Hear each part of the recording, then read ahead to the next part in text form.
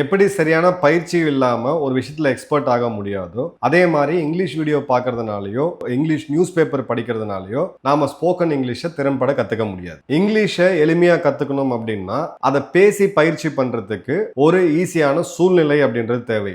அந்த சூழ்நிலை உங்களுக்கு இல்லாத பட்சத்துல இதை கொஞ்சம் பாருங்க. In English, writing and reading I manage, speaking only not coming. I can manage reading and writing in English, but I struggle with speaking. இது உங்களுக்கு புரிஞ்சுதா?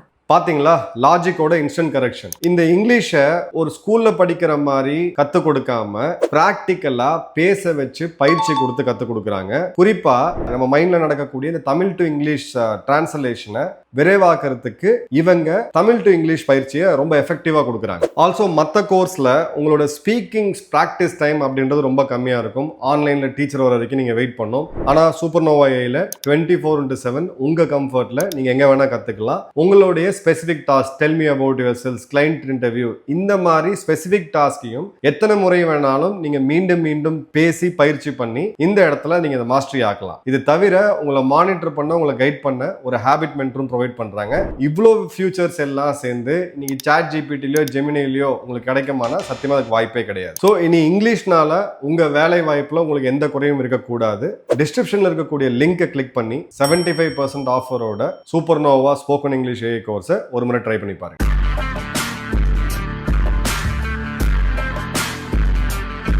வணக்கம், ஜெயஹிந்த். ஈரான் மற்றும் அமெரிக்கா வளைகுடா நாடுகள் நடக்கக்கூடிய யுத்தத்தை பற்றி 23வது அப்டேட் இப்போ நம்ம பார்க்க போகிறோம். ரொம்ப முக்கியமாக ஸ்பெசிஃபிக்கான ஒரு போர். ஏன்னா சமீப காலத்தில் உக்ரைன் ரஷ்யா அப்படின்றது இரு நாடுகளுக்கு மத்தியில் இருந்துச்சு. உக்ரைன் கிட்டத்தட்ட வெஸ்ட் மற்றும் அமெரிக்காவுடைய ப்ராக்சியாக ஒரு பக்கம் சண்டை போட்டுட்டு இருந்தாங்க. இந்த பக்கம் பார்த்தீங்கன்னா ரஷ்யா கூட பெரிய அளவுக்கு கூட்டணியா இல்லை நாடுகள் எதுவுமே இல்லை. அதிகபட்சமாக பார்த்தீங்கன்னா அந்த இடத்துல வடகொரியா மட்டும் ஒரு சிறு ஆதரவை வந்து ரஷ்யா கொடுத்துக்கிட்டு இருந்தாங்க. ஆனால் இந்த போரோட தன்மை அப்படின்றது இது அதிகமாகிட்டே போகுது. இப்போ துருக்கி அசர்பைஜான் தாக்கப்பட்டதை பார்க்குறோம்.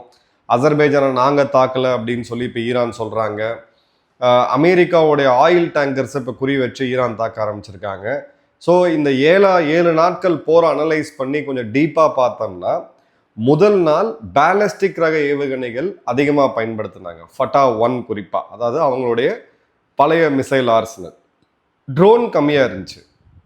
அதன் பிறகு இந்த அப்படியே பார்த்துட்டே அடுத்த 2-3 நாள் வந்துட்டு இருந்தோம்னா ட்ரோன் தாக்குதல் கம்மியாகிட்டே இருந்துச்சு, அதிகமாகிட்டே இருந்துச்சு. மிசைல் தாக்குதல் கம்மியாகுது. இதுக்கு நடுவில் கிளஸ்டர் மியூனிஷன் சொல்லக்கூடிய ஒரு ஹைப்பர்சானிக் ரக ஏவுகணையை வைத்து ஒரே நேரத்தில் 50லேருந்து 100 குண்டுகள் இவங்க டெல்லவிவ் தலைநகரங்கள் மேலே வீசினதை நம்ம பார்த்தோம்.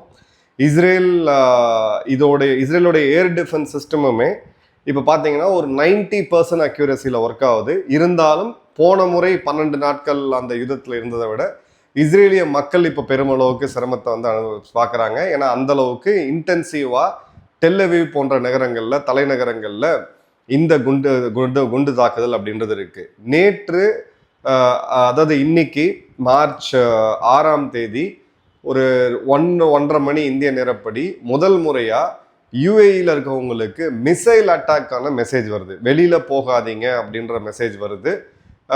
இதுதான் ஃபர்ஸ்ட் முறையா மிசைல் அட்டாக்குக்கான மெசேஜ். இதுக்கு முன்னாடி ட்ரோன் தாக்குதல் வந்துட்டு இருந்துச்சு.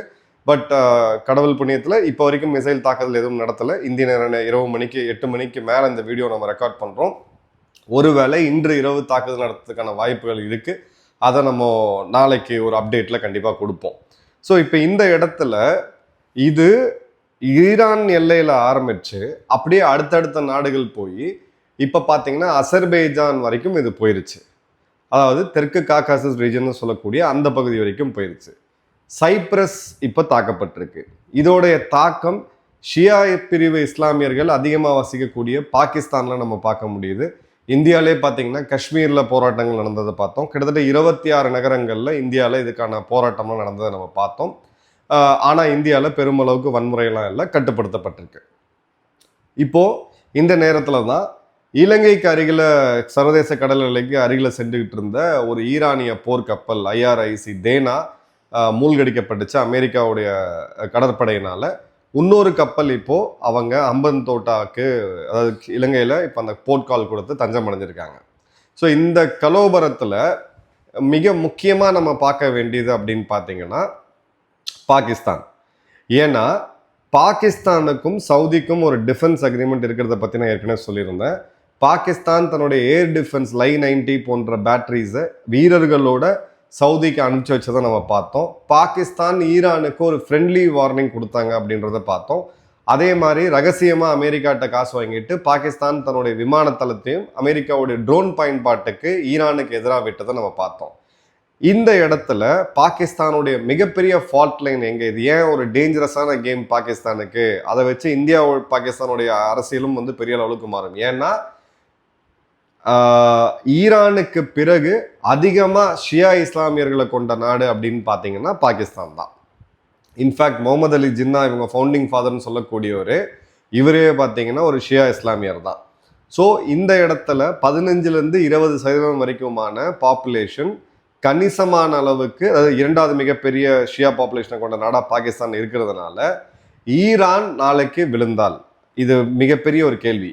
இப்போ வரைக்கும் ஈரானுடைய அந்த மிசைல் லான்ச்சர்ஸை அமெரிக்கா மற்றும் இஸ்ரேல் பெரிய அளவில் தாக்க முடியாமல் இருந்தது. பட் இப்போது கிளாட் ஏஐ பயன்படுத்தி இதை பற்றி ஒரு தனியாக ஒரு ரிசர்ச் ஆர்டிக்கல் நம்ம படிச்சுக்கிட்டு இருக்கோம், டீட்டெயிலாக படிக்க வேண்டியது இருக்குது. கிளாட் ஏஐ பயன்படுத்தி, அதே மாதிரி பிலாந்திர் ஏ நிறுவனம், இதை பற்றி நம்ம ஏற்கனவே பேசியிருந்தோம். இந்த 2 நிறுவனங்களும் யுத்த களத்தில் ஈடுபட்டிருக்காங்க. எந்த டார்கெட்டை தாக்கணும் அப்படின்றது தான் இந்த மிலிட்ரி பிளானிங்கில் இருக்கக்கூடிய மிகப்பெரிய சவால், மிகவும் ஒரு தொழில்நுட்பம் வாய்ந்த ஒரு இடம் இது. ஏன்னா அத்தனை ஏரியல் இமேஜரிஸு, சேட்டலைட் இமேஜரிஸை எடுத்து அதை வந்து நீங்கள் வந்து ஃபிசிக்கலாக ஆய்வு செய்து அதோட ஜியோ லொகேஷன்ஸை கண்டுபிடிச்சு அந்த இடத்துல எந்த நேரத்தில் தாக்கணும் அப்படின்றது தான் இராணுவ தளபதிகள் வியூகம் அமைப்பாங்க. இப்போ அது மொத்தமும் ஏஐ மூலியமா போயிருக்கு.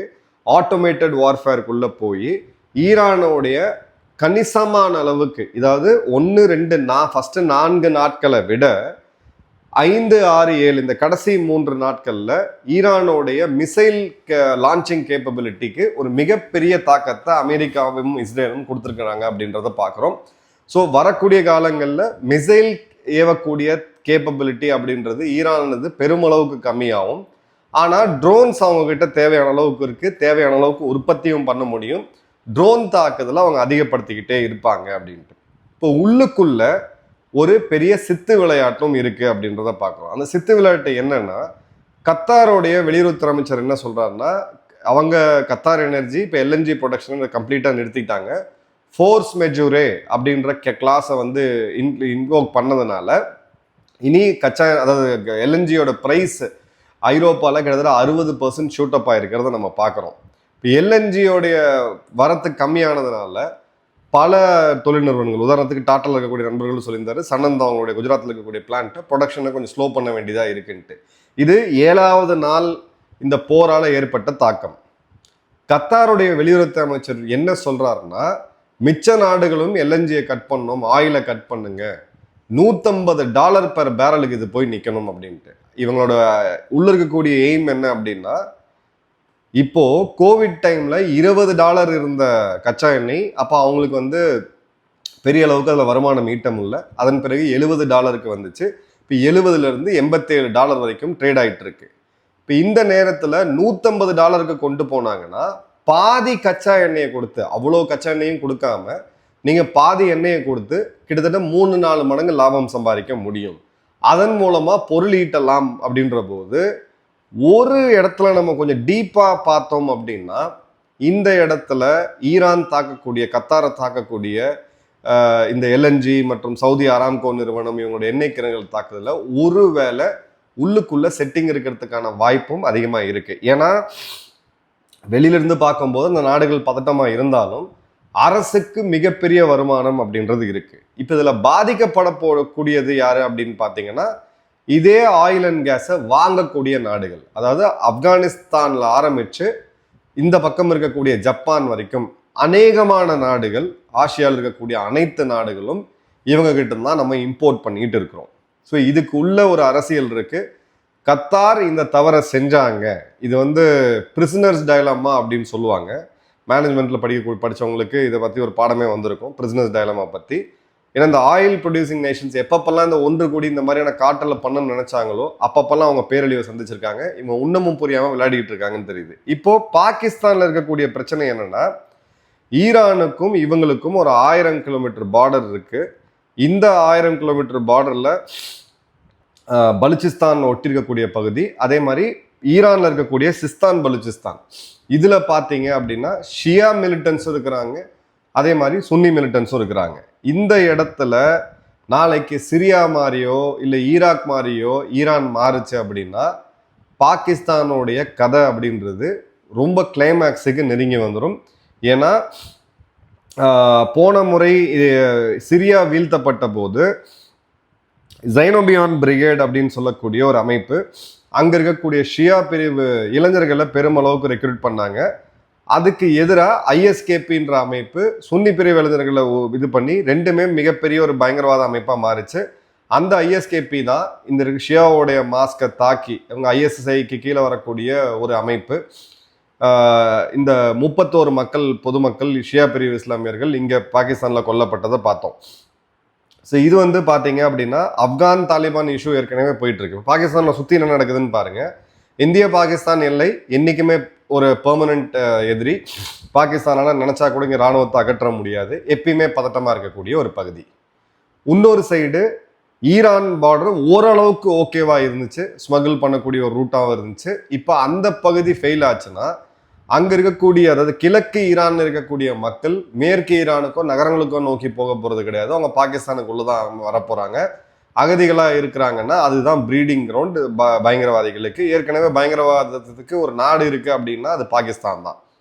ரெண்டாவது கைபர் பக்துன்குவா மற்றும் ஆப்கானிஸ்தான் ப்ராவின்ஸ். தாலிபான்கள் இப்போ அவங்க நிரந்தர எதிரிகள். இப்போ பாகிஸ்தான் கூற்றுப்படியே தாலிபான்களுக்குள் கூட நிரந்தர யுத்தத்தில் அவங்க இருந்துகிட்டு இருக்காங்க. இன்னொரு பக்கம் இப்போ ஈரானோட பிரச்சனை, பலுச்சிஸ்தானுடைய பிரிவினை கேட்கக்கூடிய அங்கே இருக்கக்கூடிய குரூப்ஸ், அங்கே இருக்கக்கூடிய இன்சர்ஜென்சி குரூப்ஸ் மற்றும் கைபர் பக்தன்கோவால ஷரியா வேணும்னு கேட்கக்கூடிய டிடிபி. இப்போ இந்த சூழ்நிலையில் சவுதி அரேபியாவுடைய பாதுகாப்பு ஒப்பந்தம், சவுதி அரேபியாவுக்கு சைடு எடுத்து சவுதி அரேபியா சார்பாக இவங்க போய் இந்த போருக்கு உள்ளே இவங்க போயிட்டு ஈரானுக்கு எதிராக சண்டை போட்டாங்க. இப்போ சவுதி மீண்டும் மீண்டும் சொல்றது தன்னை ஒரு ரீஜனல் பவராக எக்ஸ்டெண்ட் பண்ணணும்னா ஈரானை தாண்டி இருக்கக்கூடிய பாகிஸ்தானில் எக்ஸ்டெண்ட் பண்ணணும். இப்போ சவுதிக்கு ஆதரவாக இவங்க துருப்புகளை அனுப்பிச்சிருக்காங்க. ஆனால் அது டிஃபென்சிவ் பொசிஷனில் தான் இருக்குது.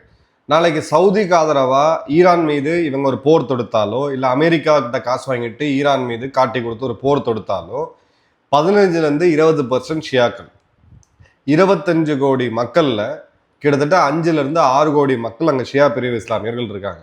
அவங்க எல்லாத்துக்குமே சோகால்டு சுப்ரீம் லீடர்ன்றது இந்த இறந்து போன ஹயத்துல்லா அலி கமேனி அவர்கள் தான். இப்போ அவங்க மொத்தமும் பாகிஸ்தானுக்கு எதிராக வந்து திரும்புவாங்க. கிளியர் எக்ஸாம்பிள், கில்கிட் பால்டிஸ்தானில் கணிசமான அளவுக்கு ஷியா இஸ்லாமியர்கள் இருக்காங்க.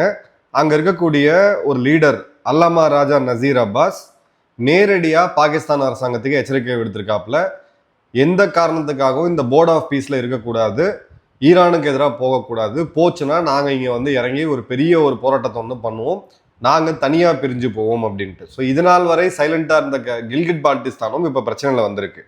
அதே மாதிரி பார்த்தீங்க அப்படின்னா ஈரான் மேலே நடத்தப்பட்ட தாக்குதலை அன்ஜஸ்டிஃபைடு, ஒரு நியாயமற்ற முறையில் நடந்த தாக்குதல் அப்படின்னு சொல்லிக்கிட்டு அதோடு நிறுத்திக்கிட்டாங்க. அதே மாதிரி பார்த்தீங்க அப்படின்னா ஈரான் நடத்திய தாக்குதலுக்கு கடுமையான கண்டனத்தை இவங்க தெரிவிச்சாங்க, யூஏக்கு ஆதரவா சவுதிக்கு ஆதரவா. இதுவும் அவங்க உள்ளுக்குள்ள ஒரு மிகப்பெரிய ஒரு இது இருக்குது. இது ரெண்டுத்தையும் எப்படி பேலன்ஸ் பண்ணோம் அப்படின்றது அங்கே இருக்கக்கூடிய அசீம் முனிருக்கோ இல்லை வேற யாருக்குமே தெரியல. ஏன்னா ஷியா பிரிவில் இருக்கக்கூடிய இஸ்லாமியர்கள் இன்னைக்கு இருக்கக்கூடிய பாகிஸ்தான் அரசாங்கத்தில் பெரிய அளவுக்கு யாருமே கிடையாது. அதே மாதிரி இவங்களுடைய ஃபவுண்டிங் ஃபாதர்னு சொல்லக்கூடிய அந்த டைமில் நாட்டை பிரித்து எடுத்துகிட்டு போன இவங்களுடைய ஃபவுண்டிங் ஃபாதர் இன்னைக்கு அவங்களுடைய இதுல இருந்து டீவியேட் பண்ணி பாலஸ்தீனுக்கு எதிராக போர்ட் ஆஃப் பீஸ்லையும் இப்போ இவங்க மெம்பராக இருக்கிறாங்க. ஸோ கிளியர் கட்டாக பார்த்தீங்க அப்படின்னா ஒருவேளை ஈரான் ஸ்டெபிளைஸ் ஆகுது, பாகிஸ்தான் ஓரளவுக்கு தப்பிக்கிறதுக்கான வாய்ப்பு இருக்கு. ஆனால் கல்ஃபில் இவங்க டைஸ் வந்து ஸ்ட்ரெயின் ஆகும். அதே மாதிரி பார்த்தீங்க அப்படின்னா ஒரு ஃபோர்ஸ் மல்டிப்ளேயராக நாளைக்கு ஈரான் மட்டும் மாறுச்சுன்னா இதோடைய தாக்கம் மிகப்பெரிய லெவலில் பாகிஸ்தானில் இருக்கும். பாகிஸ்தானில் இந்த தாக்கம் இருந்துச்சுன்னா அது இந்தியா மீதும் இருக்கும். ஏன்னா இங்கே இருக்கக்கூடிய கணிசமான பயங்கரவாதிகளை இவங்க இந்தியா பக்கம் திருப்பிடுறதுக்கான வாய்ப்புகள் இருக்கு. அப்போ நம்ம எல்லையில் பாதுகாப்பை இன்னும் அதிகப்படுத்தக்கூடிய ஒரு சூழ்நிலை அப்படின்றது வரும். ஸோ இந்த இடத்துல ஈரானுடைய பாதுகாப்பு படை நாளைக்கு அங்கே இருக்கக்கூடிய நகரங்கள்ல இருந்து கிழக்கு பகுதி பாகிஸ்தான் ஈரான் பார்டருக்கு வந்தால் அதுவும் அவங்களுக்கு பிரச்சனை. அதே மாதிரி ஜேம்ஸ் டவுன் போன்ற அனாலிசிஸ்ல என்ன சொல்றாங்க அப்படின்னு பார்த்தீங்கன்னா, பலூச் லிபரல்ஸ் வந்து இன்னைக்கு ஆர்ம்டு ரிபல்ஸ் வந்து பார்த்தீங்கன்னா better armed, more capable and more popular. போன முறையை விட இந்த முறை பெட்டர் ட்ரைனிங் இருக்கு, அதிக பாப்புலாரிட்டியும் இருக்கு, மக்கள் மத்தியில் ஒரு நல்ல வரவேற்பும் இருக்குன்ட்டு. நாளைக்கு சிஸ்தான் பலுச்சிஸ்தான் பகுதியில் இருக்கக்கூடிய ஷியா இஸ்லாமியர்களோட பலூச்சிகள் ஒரு டாக்டிக்கல் அக்ரிமெண்ட்ல வந்தாங்கன்னா இவங்க அந்த பகுதியை கம்ப்ளீட்டா மறக்கிறதுக்கான ஒரு வாய்ப்பு அப்படின்றது வந்துடும். இதுல இன்னொரு பெரிய லூசர் யாருன்னு பாத்தீங்கன்னா சைனா. ஏன்னா இந்த முட்டாள்களை நம்பி மிகப்பெரிய ஒரு ராஜதந்திரம்னு சொல்லக்கூடிய சைனா $60 பில்லியன் வந்து இன்வெஸ்ட் பண்ணியிருக்கிறாங்க. இதுல இவங்க ரொம்ப ஹெவி கிராக் டவுன் எவ்வளவு பண்றாங்களோ அந்த அளவுக்கு இவங்களுக்கு எதிராக போகும் அப்படின்றது கிளியராகவே தெரியுது. ஸோ இப்போ நெட் அசஸ்மெண்ட் அப்படின்னு எடுத்தீங்கன்னா ஷார்ட் டேர்மா இது பார்த்தீங்க அப்படின்னா பிஎல்ஏக்கு ஒரு பெரிய பூஸ்ட்டை வந்து கொடுக்கும். மீடியம் டேர்மா ஒரு 2 to 3 வருஷம் பார்த்தோம் அப்படின்னா இன்னும் ஸ்ட்ராங்கரான இன்சர்ஜென்சி அப்படின்றது போகும். பலுச்சிஸ்தான் தனி நாடான வாய்ப்புகள் இன்னைக்கு பிரகாசமா இருக்கு. ஏன் ஆகலன்றதுக்கு நான் காரணம் சொல்லியிருந்தேன். பலுச்சிஸ்தானுடைய நிலப்பரப்பு அப்படின்றது பாகிஸ்தான்ல 45%. ஆனால் பலுச்சிஸ்தானுடைய மக்கள் பாப்புலேஷன் எடுத்தீங்கன்னா 1 கோடிக்கும் கீழே, பாகிஸ்தானுடைய மொத்த மக்கள் தொகை 25 கோடிக்கு மேலே. அவங்களால இவ்வளோ பெரிய இடத்த மேனேஜ் பண்ண முடியாதுக்கான மக்கள் தொகை இல்லை. நாளைக்கு ஈரான் ஸ்பிளிட் ஆகி அங்கேருந்து கோடிக்கணக்கான மக்கள் இந்த பக்கம் லட்சக்கணக்கான மக்கள் வந்தாங்கன்னா அந்த பவர் வந்து இவங்களுக்கு கிடைக்கும். ஸோ கிளியர் கட்டா பாகிஸ்தான் ஒரு தன்னைத்தானே கொண்டு போய் இந்தியாவுக்கு எதிராக இந்த போர்ட் ஆஃப் பீஸ்ல இவங்க போனது, ட்ரம்ப் போய் காலை பிடிச்சது எல்லாமே காரணம் பார்த்தீங்கன்னா அடிப்படையாக இந்தியா மீது இருக்கக்கூடிய வெறுப்பால். எந்த ஒரு முட்டாளும் வெறுப்பை பேஸ் பண்ணி ஒரு ஃபாரின் பாலிசியாக பண்ண மாட்டான். பாகிஸ்தான் அதை பண்ணியிருக்காங்க. இதோட ரிப்பர்கேஷன்ஸ் மேஜர் அளவில் இந்தியா மேலேயும் இருக்கும். இன்னொரு டீட்டெயில் வீடியோவில் பார்ப்போம். நம்ம வாட்ஸ்அப் மற்றும் டெலிகிராம் சேனலில் தொடர்ந்து பாருங்கள், ஃபாலோ பண்ணுங்கள். லிங்க்ல வந்து டிஸ்கிரிப்ஷனில் வந்து லிங்க் கொடுத்துருக்கோம். அதை ஃபாலோ பண்ணிங்கன்னா உங்களுக்கு ரெகுலர் அப்டேட்ஸ் அப்படின்றது கிடச்சிக்கிட்டே இருக்கும். நன்றி, வணக்கம், ஜெயன்.